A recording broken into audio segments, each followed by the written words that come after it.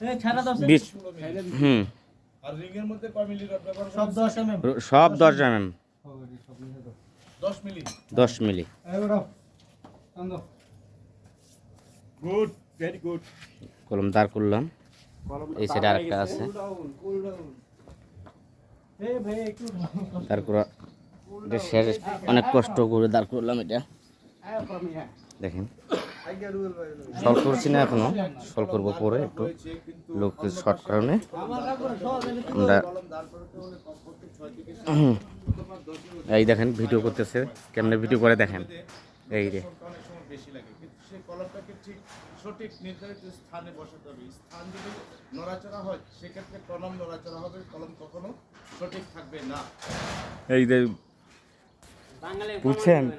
যত লোক হয়েছে ভিডিও বানা বুঝছেন আমার হিসাবেই নাই